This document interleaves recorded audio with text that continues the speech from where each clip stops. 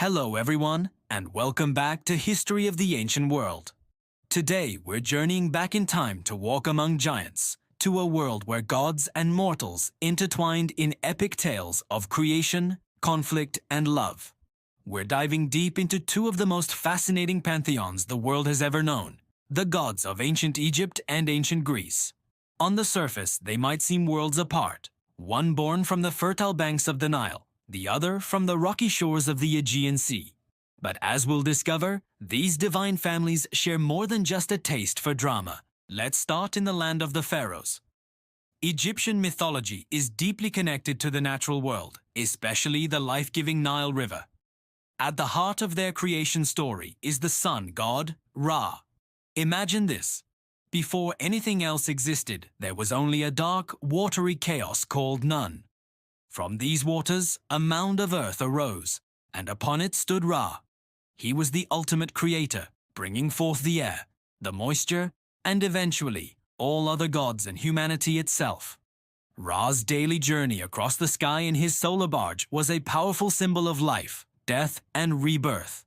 Each night, he would travel through the underworld, battling the serpent of chaos, Apep, to ensure the sun would rise again. This daily struggle was central to Egyptian belief, representing the eternal victory of order over chaos. From Ra descended a fascinating family of deities. You have Shu, the god of air, and Tefnut, the goddess of moisture. Their children, Geb, the earth god, and Nut, the sky goddess, were locked in a cosmic embrace until their father Shu separated them, creating the world as we know it. But the most famous story is that of their children, Osiris, Isis, Set, and Nephthys. Osiris was the wise and just king of the gods, who taught humanity agriculture and law. But his jealous brother, Set, the god of deserts, storms, and chaos, murdered him and scattered his body across Egypt. This is where Isis, Osiris's devoted wife and a powerful magician, becomes the hero. Her tireless search for her husband's remains is one of mythology's greatest love stories. She meticulously gathered every piece and, using her magic, brought Osiris back to life long enough to conceive their son, Horus. Osiris then became the ruler of the Duat, the Egyptian underworld, judging the souls of the dead. This myth is so important because it explains the concept of pharaonic succession. Each living pharaoh was seen as the incarnation of Horus, the rightful heir, while the deceased pharaoh became Osiris, ruling in the afterlife.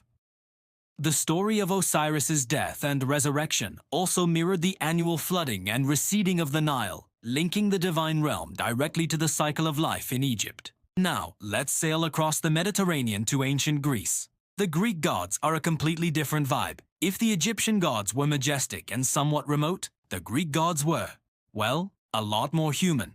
They were passionate, flawed, and constantly meddling in mortal affairs. Their home was the lofty Mount Olympus, and their story begins not with order, but with a violent power struggle. First came the primordial deities like Gaia, the earth, and Uranus, the sky. Their children, the Titans, led by Cronus, overthrew their father. But Cronus was paranoid, swallowing his own children to prevent them from usurping him. His wife, Rhea, managed to save their youngest son, Zeus, who grew up in secret. Once grown, Zeus tricked Cronus into regurgitating his siblings, Hera, Poseidon, Hades, Hestia, and Demeter. Together, they waged a 10-year war against the Titans, known as the Titanomachy. After their victory, the world was divided. Zeus became the king of the gods and ruler of the sky, brandishing his mighty thunderbolt. Poseidon took control of the seas with his powerful trident, and Hades became the lord of the underworld, a gloomy realm for the spirits of the dead. These three brothers formed the new ruling triumvirate.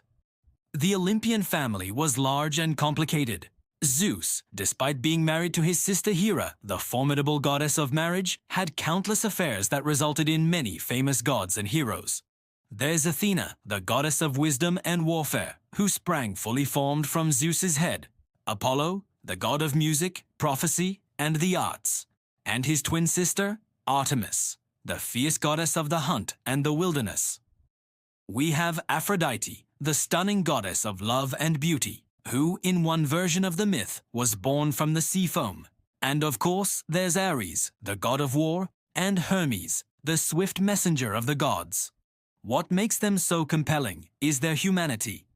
They experienced jealousy, rage, love, and vanity on a grand scale, and their stories, captured in epics like the Iliad and the Odyssey, served as both entertainment and a moral compass for the ancient Greeks. So, what happens when we place these two pantheons side by side? The parallels are striking. Both cultures had a powerful sky and thunder god, Zeus, and, in a way, Ra's connection to the sun's power, or even Set's role as a storm god. Both had a lord of the underworld, the grim Hades and the just Osiris. Both mythologies featured powerful goddesses who embodied magic and devotion, like Isis and Hera, though Isis is certainly portrayed more sympathetically. The ancient world was more connected than we often think. When Alexander the Great conquered Egypt, the Greeks and Egyptians began to merge their beliefs. They saw parallels between their own gods and created hybrid deities. The best example is Serapis, a Greco-Egyptian god who combined aspects of Osiris and the sacred Apis bull with characteristics of Zeus and Hades. He was a god of abundance, the sun, and the afterlife, designed to unify the Greek and Egyptian populations under Ptolemaic rule. Similarly, the Egyptian god Thoth, the ibis-headed god of wisdom, writing, and magic, was identified by the Greeks with their own messenger god, Hermes. This fusion led to the creation of the legendary figure Hermes Trismegistus, a central figure in later esoteric traditions. But the fundamental differences in their worldview are just as telling. Egyptian religion was focused on Maat, the concept of cosmic order, truth, and justice. Their myths reinforced the stability of the state and the eternal cycle of life and rebirth. The gods were cosmic forces ensuring the sun would rise and the Nile would flood. In contrast, Greek mythology often seems to celebrate individualism and human agency. Their heroes, like Heracles and Odysseus, weren't just pawns of the gods. They were clever, strong individuals who could challenge fate and even outwit the deities. The Greek gods' very human-like flaws made them relatable, and their stories explored the complexities of human nature itself. In the end, both the gods of the Nile and the gods of Olympus gave their people a framework to understand the world around them. The changing seasons, the mystery of death, and the complexities of love and war. They weren't just stories, they were the very fabric of society, shaping art, politics, and the daily lives of millions. These tales have echoed through millennia, inspiring countless works of art and literature, and they continue to captivate us today.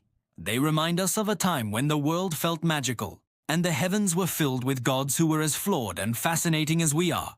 Thank you so much for joining me on this mythological journey today. Which pantheon do you find more fascinating, the orderly gods of Egypt or the chaotic family on Olympus? Let me know in the comments below. If you enjoyed this video, please give it a thumbs up, and don't forget to subscribe to History of the Ancient World and ring that bell so you won't miss our next adventure. Until next time, stay curious.